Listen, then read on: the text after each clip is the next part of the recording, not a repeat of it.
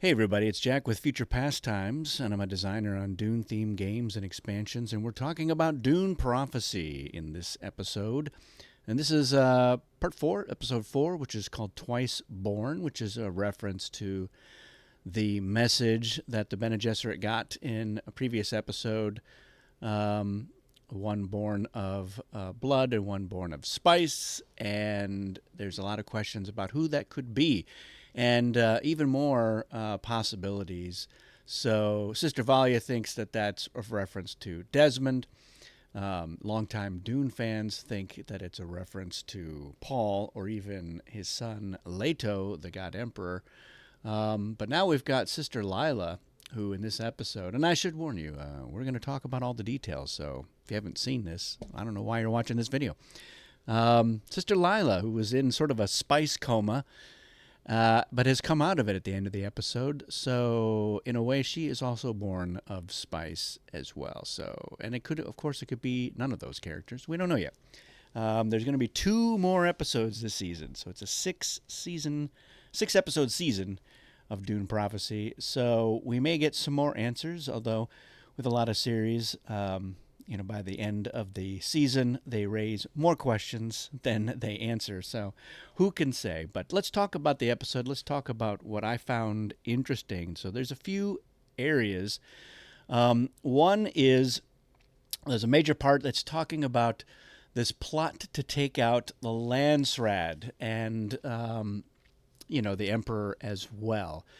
And we have learned previously that it is Valia and the Sisterhood that is behind this plot, but we learned some more details about it in this episode. So their plan is to use Kieran Atreides and some of his compatriots to use an Ixian device, sort of an advanced hunter-seeker with a bomb attached to it. So much more effective, I think, than a hunter-seeker.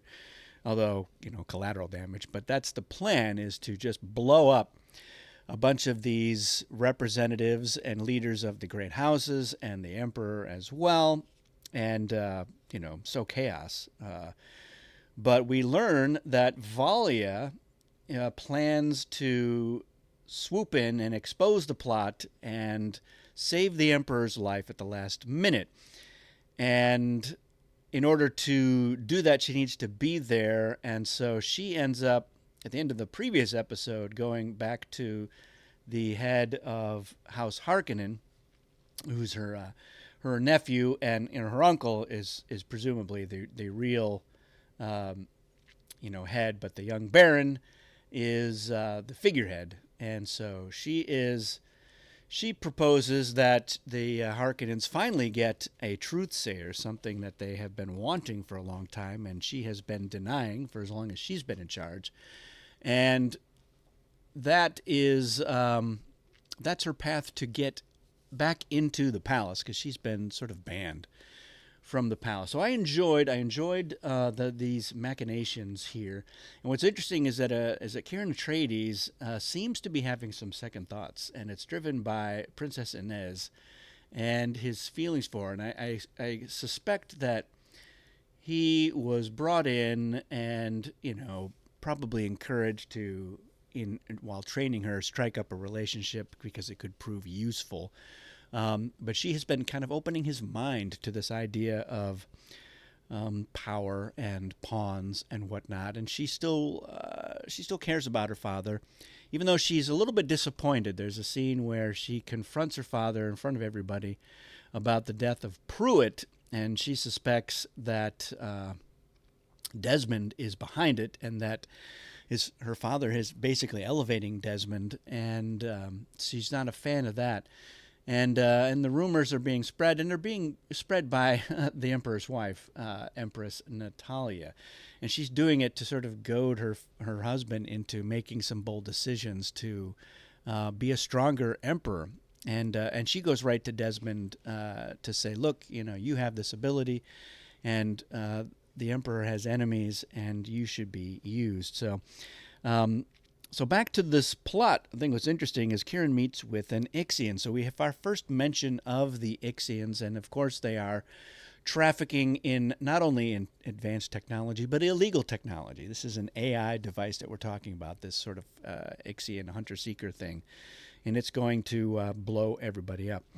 And they're using the scans that Kieran got of the palace so that it can covertly swoop in and get them. But what's interesting is that Valia is planning to sacrifice Kieran Atreides in exposing this plot. But there's a little wrinkle which we're going to get to. Now, another major part of this episode has to do with all of the acolytes and at the sisterhood. As the episode starts with them all having presumably the same nightmare, all of them except for Sister Jen, I think is her name, and she's the one who's a little bit suspects that Tula is definitely was using Lila, and yeah, she's not too happy with her. So you're having this shared dream, and it ends with one of the sisters, Sister Emmeline, almost killing herself the same way that Dorothea did. And I think what's going on here is that all these sisters are having this dream, and it's all related to Lila and her spice coma, because when she underwent the agony, she tapped into Dorothea's memories, and I think that there's some possession that's going on. And when she wakes up, I think that's what we're going to find out, is that Dorothea is possessing Lila. And for fans of the Frank Herbert books, we are familiar with this phenomenon. And so I think that's what's going to be happening. And we know that Dorothea was not a fan of using the breeding program to try to manipulate the houses. And she is now in the heart of the illegal AI technology, Anarule 2.0 that is down there. So she knows about this, and if it is Dorothea, then Dorothea knows about this. And there's an interesting scene where Tula is trying to get to the bottom of what's going on when she learns that they're potentially having the same dream. She gets them to eat some spice and start doing some drawing while in a kind of trance, which she's trying to lead them through. But she loses control of them pretty early on. So all the sisters are drawing, and it's interesting. They're starting off with some disparate images, but then they begin to converge. They're all drawing sand dunes, which clearly is a connection to Arrakis. And then they all draw the glowing eyes in the darkness, which is a motif that has come back many times, and it shows up in this episode a couple of times. And it's always accompanied, or it seems to be accompanied, by these robotic noises. So I know there's been talk and speculation that these are eyes. Some are like, oh, it's Paul's eyes, but no, maybe it's the God Emperor's eyes. But I don't think I don't think that's the case in either of them. I think it has to do with the machine rebellion. So it could be a reference to Omnius, who is the head of the machine AI, who was presumably destroyed. But if you read the Brian and Kevin books that cap off the story after Chapter House Dune, you'll know that it was not completely gone. But yeah, it's just kind of a weird reference. But who knows? It's Dune, and it's the TV show. We have no idea what they're going to do. It does seem like a stretch that they would make any connection to the God Emperor. I just don't really see that happening. And I appreciate there's been some references to stuff from that, and I think that is in some way just fodder for the book fans. But it seems to me like it's a bit of a leap that they're going to connect to this character in the far future, because even if we get the third movie, and we are going to get the third movie from Denis Villeneuve, and it will presumably end with the twins being born, Leto 2 and Ghanima, but they're going to be babies, and there's not going to be, I don't think, any kind of inference to what happens to Leto and him becoming the God Emperor. And so, yeah, just who knows? Who knows where they're going to go with that? We know that the show is not being created in a vacuum. There's a connection to the team behind the movies, because it's the same look and feel, and yeah, so I don't know. I don't know where they're going with that.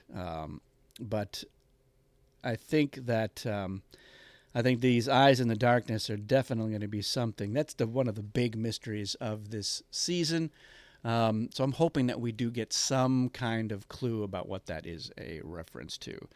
So the other big thing, of course, is Desmond Hart. He was not in the last episode, so this one, we get some more. He is working with the Empress. They expose the plot. They catch the Ixian merchant and one of the other conspirators, and Desmond knows that there are members of the Landsraad who are kind of conspiring against the Emperor. They wanted to call him out on the whole thing with Pruitt.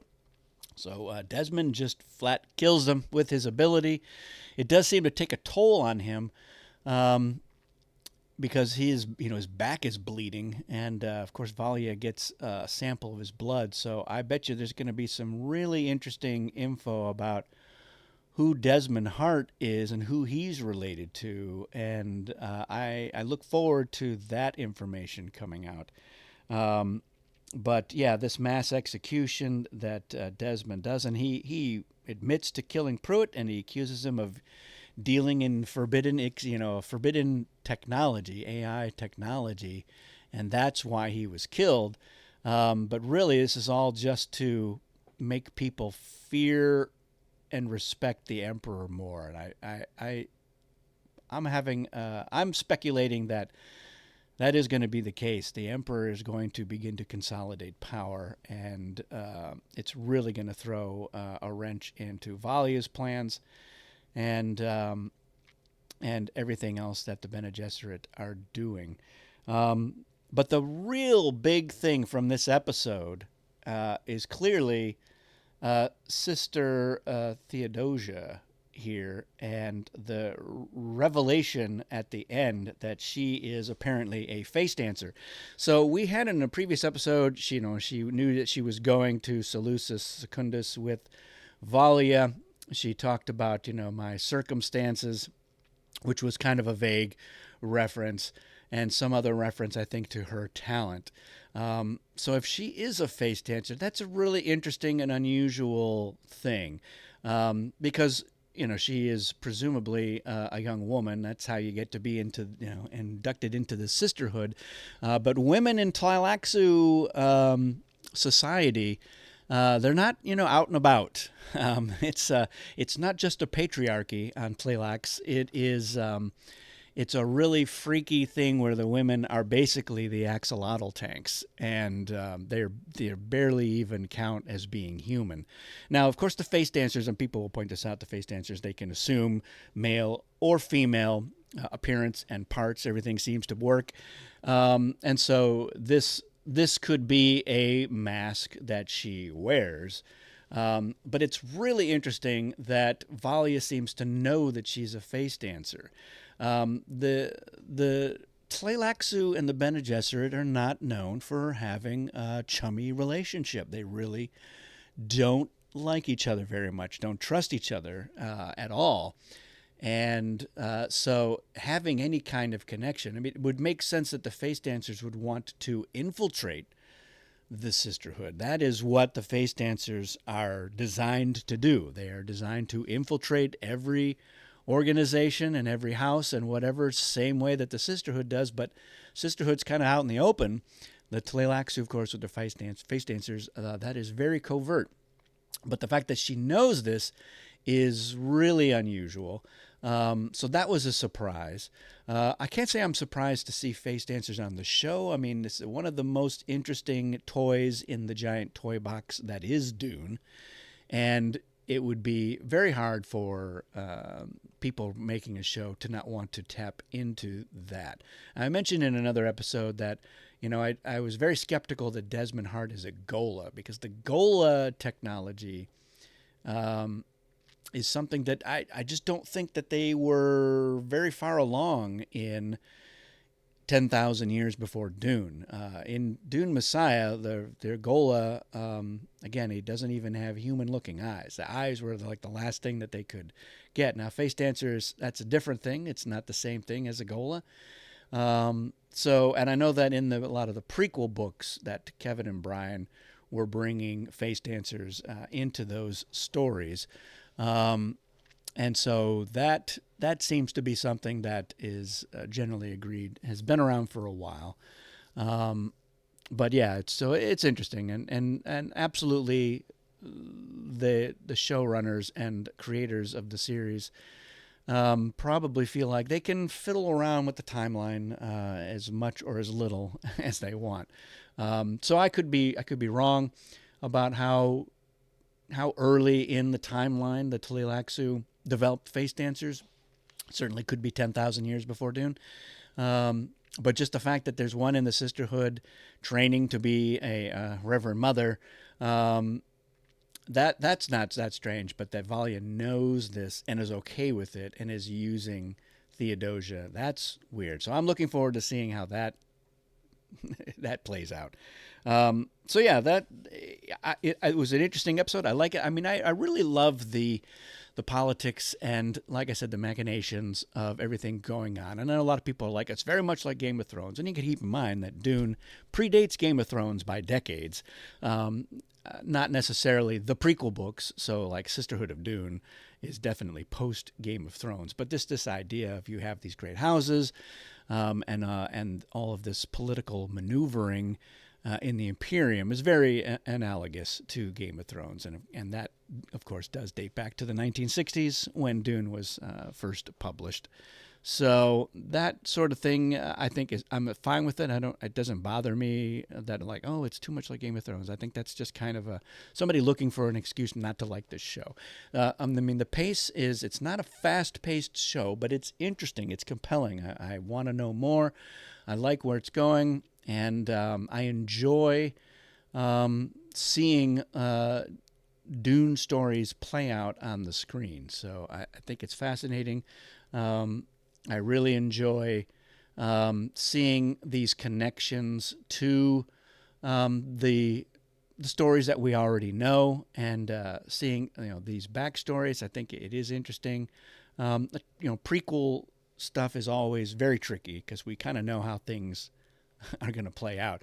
We know that the Kwisatz Haderach is not going to show up for 10,000 years, and things like that. But just seeing how they develop the different areas of the sisterhood, and how the Imperium is shaping up. I love that kind of stuff. So I'm enjoying it. I wish that there were going to be more than 6 episodes for this season. We still don't know if there's going to be a second season, but I suspect that there will be. This seems to be doing well enough that it'll bring on, but it's probably not a cheap show to produce. So who knows? Who knows if they will feel compelled? The other interesting thing is that this could be more or less a self-contained storyline. If there is a season 2, doesn't necessarily have to pick up right where this one left off. They've got a full 10,000 years worth of stuff going on that they can tap into. But yeah, not necessarily going to be easy to wrap up all of what's going on in 2 more episodes. So most likely, if there's a second season of this, it will follow some or all of these characters. We'll see who's still alive at the end of episode 6. But let me know in the comments what you're thinking. If you have questions or you have some theories about some stuff, by all means share that, and we'll see where it goes. But I'm enjoying it, and again, I think once we get to the end of this season, a lot of stuff that has come before in these previous episodes will have a little more context, and we'll probably, in rewatching episodes, learn more or understand more. So that's what I'm expecting, but we'll see. We'll see how it goes. That's it for this one, everyone. Thanks for watching. We'll see you again soon.